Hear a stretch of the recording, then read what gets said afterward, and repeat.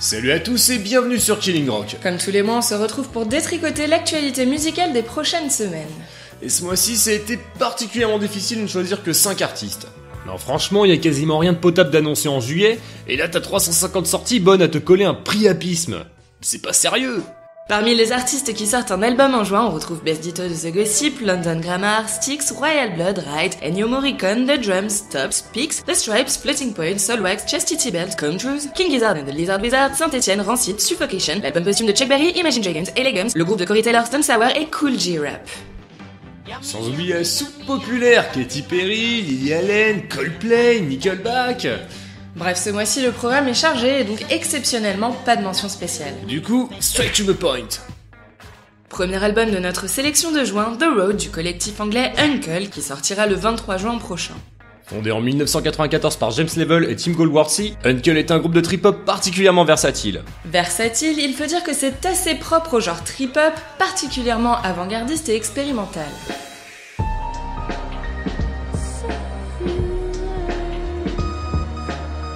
Popularisé durant la seconde moitié des années 90 et porté par la scène de Bristol en Angleterre, le trip-hop puise ses racines dans une multitude de genres. On peut même dire que c'est certainement l'un des genres les plus hétéroclites qui existent. Rock progressif et psychédélique, jazz, hip-hop, soul, acid house, liste non exhaustive. Si, de cette scène, le grand public connaît essentiellement Massive Attack, Björk, Portishead, Warmore Shiba et Archive, Uncle n'en demeure pas moins l'un de ses représentants les plus productifs. Véritable aimant à talent, le collectif a déjà collaboré avec entre autres Nick Cave, les Black Angels, Robert Del Nara de Massive Attack, Josh Homme des Queens of the Stone Age, Thom Yorke de Radiohead, Jason Newsted de Metallica, Richard Ashcroft de The Verve, Mark Hollis de Talk Talk ou encore Ian Brown des Stone Roses. Du très lourd. The Road sera le 10e opus d'Uncle après 7 longues, beaucoup trop longues années d'absence. Et nul besoin de talent divinatoire pour savoir que cet album devrait être une petite tuerie, comme toujours avec Uncle.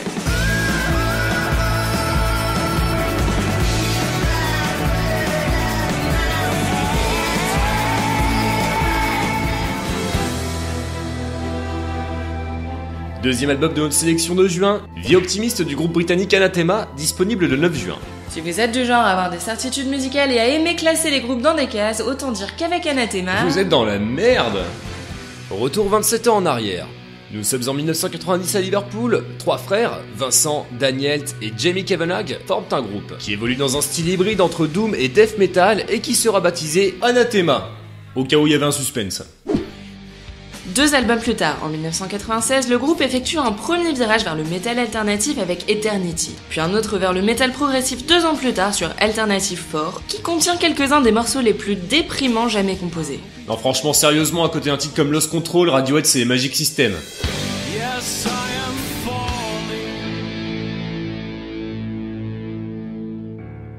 How much longer till I hit the ground? Bref, de virage en virage, Anathema a complètement renié ses racines métal.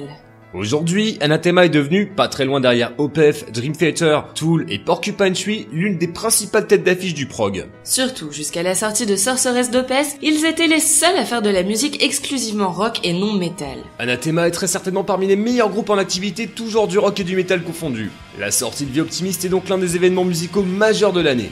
Et comme les frères Cavano sont biologiquement incapables de composer le moindre mauvais morceau, il est très probable qu'il sera l'un des meilleurs albums de 2017.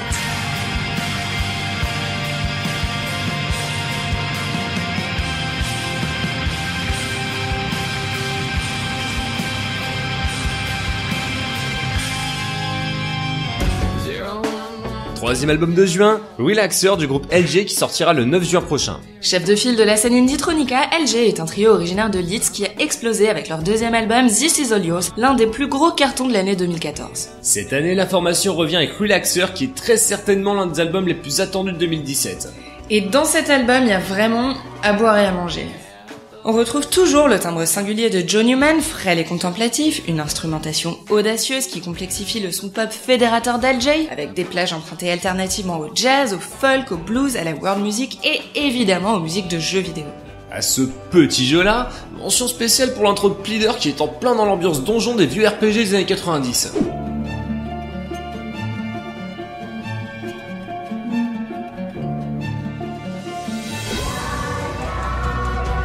Al Jay réussit l'exploit de faire cohabiter de nombreuses influences dans un objet musical pas bien long puisque Relaxer n'excède pas les 30 minutes. Parmi les incontournables de l'album, on retrouve le tube en puissance In Cold Blood, le très post-punk Hit Me Like That Snare, sans oublier la méconnaissable reprise de House of the Rising Sun pour laquelle le trio a fait appel à 20 guitaristes classiques qui ont enregistré simultanément 2 heures durant. Des 8 titres de cette œuvre tentaculaire, on retient aussi, et on serait tenté de dire surtout, le morceau Adeline, qui résume à lui seul tout le talent du groupe, avec son cheminement progressif où foisonne arrangement symphonique, ambiance folk et légèreté acoustique. Incontestablement l'une des meilleures compositions du groupe. Relaxer, c'est surtout une subtilité vertigineuse. Une randonnée mystique plus qu'une épopée mythologique dans laquelle Al Jay parvient à faire évoluer sa musique sans jamais renier son univers. Et en musique, lorsqu'on équilibre cet ensemble instable, on n'est jamais très loin du génie.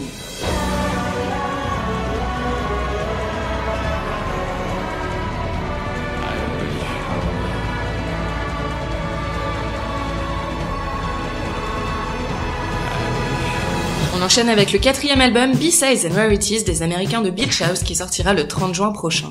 Et c'est une première dans notre rubrique des albums du mois puisque, comme son nom l'indique, B-Sides and Rarities n'est pas un album studio mais une compilation. C'est en fait la Dream Pop est depuis quelques années le genre à la mode. Synthèse entre le psyché, la synth pop et le rock alternatif, le courant a émergé durant la seconde moitié des années 2000. Et si on vous parle de ça, c'est parce qu'indéniablement Beach House est le pionnier de la Dream Pop. Le duo composé d'Alex Calier et de Victoria Legrand a, depuis sa formation en 2004, sorti 6 albums et pléthore d'EP et de maxi. B-Sides and Rarities a donc pour objectif de rassembler sous un seul et même album l'intégralité de ce catalogue, là où la plupart des groupes se contentent généralement de simples best-of de leurs tubes les plus connus.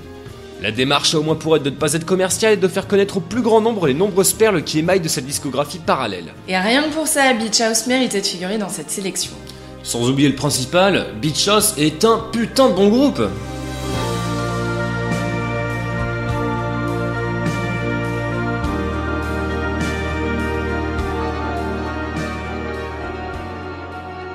Cinquième album de notre sélection de juin, Ti Amo du groupe français Phoenix. On ne pouvait évidemment pas passer à côté de la sortie d'un nouvel album de Phoenix, d'autant plus que le groupe se fait de plus en plus rare. Avec RL et Daft Punk, Phoenix fait partie de la Sainte Trinité versaillaise, celle-là même qui a porté haut et fort les couleurs de la France au niveau international à la fin des années 90. Indéniablement, Phoenix est, avec les 2 autres artistes cités, l'un des groupes hexagonaux actuels les plus célèbres au monde, trio auquel il convient d'ajouter M83 et Gojira. Fondé en 99, Phoenix a sorti au cours des années 2000 4 albums au succès croissant.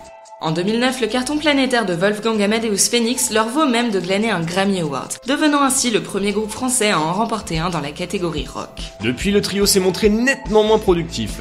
Il faudra attendre 2013 pour que Phoenix renaisse de ses cendres avec l'excellent Bankrupt, qui est un petit peu passé sous le radar des médias mainstream. Paradoxal car Bankrupt était l'un des meilleurs albums de 2013, à la frontière entre shoegazing, new wave, électropop et post-rock. Un petit bijou aérien.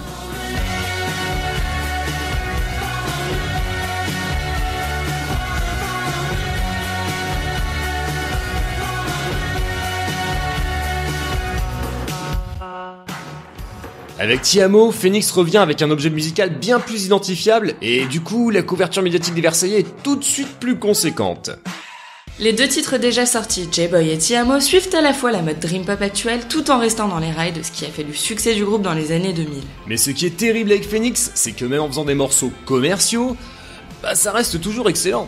Ti Amo sortira le 9 juin prochain et sera très certainement l'un des albums de votre été. En tout cas, c'est probablement l'un de ceux qu'on écoutera le plus en se cramant le cul au soleil.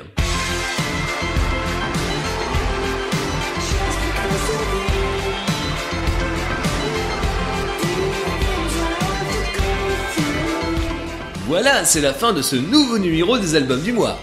Enfin, pas tout à fait. L'événement de ce mois de juin, et donc, une fois n'est pas coutume, le 6e album de notre sélection, c'est Is This the Life We Really Want de l'une des plus grandes icônes de l'histoire du rock, le légendaire Roger Waters. Pour les profanes, Roger Waters c'est tout simplement celui qui fut le génial moteur créatif des Pink Floyd, que d'aucuns considèrent avec les Beatles comme la plus grande formation rock de tous les temps. On ne va pas ici refaire l'histoire de Pink Floyd, soit vous la connaissez déjà, soit il est de votre devoir de vous lancer dans la magnifique épopée qu'est leur discographie. Et puis sinon, vous pouvez toujours lire cette Bible écrite par Saint Nick Mason. Des années durant, son nom a été quelque peu laissé au banc de l'histoire, bien loin des Hendrix, John Lennon, Janis Joplin et consorts dans la légende du rock. En fait, le monsieur cumule 2 tares pour une rockstar. Premièrement, il est toujours vivant, et deuxièmement, il a jamais été connu pour ses frasques. Il faut dire que Pink Floyd n'a jamais été une formation mettant particulièrement en avant ses membres. En outre, le départ de Roger Waters du groupe s'est fait dans la douleur, lui conférant le rôle du méchant et offrant à David Gilmour celui du gentil. Une succession d'événements ont toutefois permis à Roger Waters de se débarrasser de sa sulfureuse image et de retrouver par là même sa place légitime de monarque du 4e art. D'abord, la reformation de Pink Floyd à l'occasion du Live Aid de 2005, ensuite la sortie la même année de la biographie L'histoire de Pink Floyd selon Nick Mason, qui livre une vision moins manichéenne de la vie du groupe. Et enfin The Wall Tour qui fut un succès triomphal et la tournée la plus lucrative de l'année 2013. Surtout, Roger Waters est aujourd'hui presque aussi connu pour son engagement politique que pour son rôle dans les Pink Floyd. Waters a toujours été connu pour son aversion du nationalisme et du totalitarisme, déjà matérialisé avec Pink Floyd dans 2 de leurs plus célèbres albums, Animal sorti en 1977 et évidemment The Wall sorti en 1979. Et 40 ans plus tard, ce bon vieux Roger n'a toujours pas perdu sa verve, et au lieu de profiter de sa colossale fortune à Saint-Barth, il revient cracher son fil et ses 4 vérités au monde qu'il a toujours tant révulsé.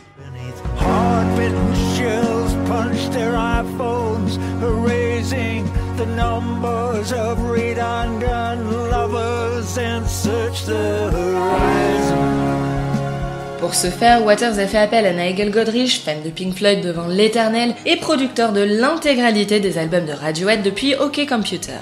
Is This the Life We Really Want est un excellent album qui frappe dans le mille avec un son intimiste qui contraste avec un message général universaliste et plus que jamais révérencieux.